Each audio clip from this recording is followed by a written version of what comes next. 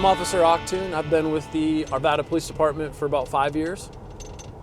I'm currently assigned to the Baker sector in Arvada.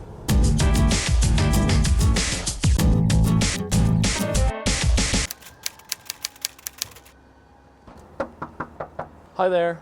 Did all of them leave? I guess so, yeah. Did you see them leave? I saw the 3 of them leave. I don't know if Amy's in there. But the son attacked his mom, right? I was right here taking my daughter out. And he just started beating at her. Here on the patio? Right there. And then she ran inside. He was just hitting her, and I said, stop it, stop it. And then I said, I'm calling the police. Both mom and son are, no, don't call the cops. Neighbor still calls us, and I guess the 3 of these people from the top apartment over there take off somewhere south. We check the area, we don't see them. As of right now, we're gonna clear and wait to see if they end up coming back. Maybe we can contact them later. And 1, make sure mom's okay. And then 2, if there's any criminal charges that we need to press against anybody, we're gonna look into doing that.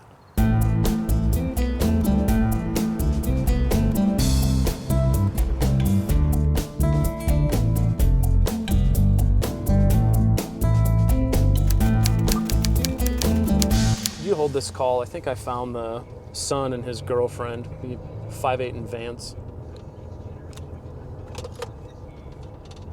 Hi guys, I'm Officer Auchtung with Arvada Police. Here to talk to you guys about what happened at the apartment. Well, what's going on between you and mom? There was a big disturbance between you and your mom. My mom? Yeah, that's what I was told. I haven't talked to my mom in 15 years. No? No. Okay, so she's the one I probably need to talk to. Yeah. Where did her boyfriend boot to? No. Or was he like, see ya babe, and took off, and all of a sudden now you're hanging with her? Yeah, like That seems kind of weird. She asked me to walk with her. Like, I had nothing to do with that situation. Did she say what boyfriend's name is? This is not boyfriend, which I just figured out. We ran their names through dispatch, and the guy that was with the girl had a warrant. So the warrant's for an FTA?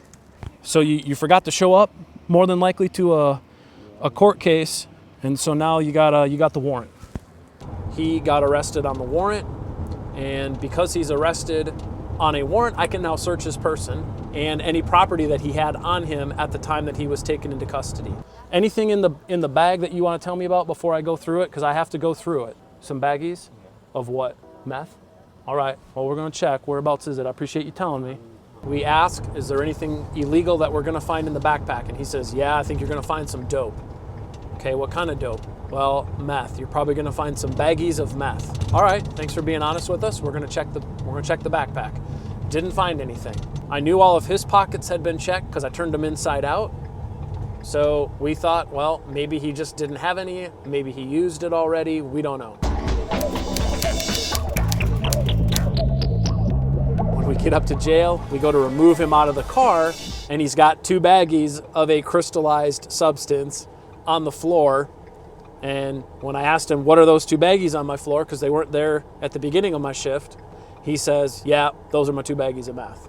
We now have 2 charges. He's going into jail on the warrant, and then I had to create a warrantless arrest affidavit showing probable cause that he committed the crime of possession of a Schedule II narcotic, being methamphetamines.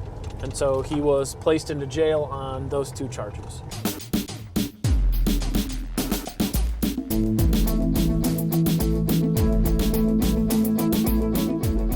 And you can't just assume you're going to go on a disturbance, because it may turn into a domestic.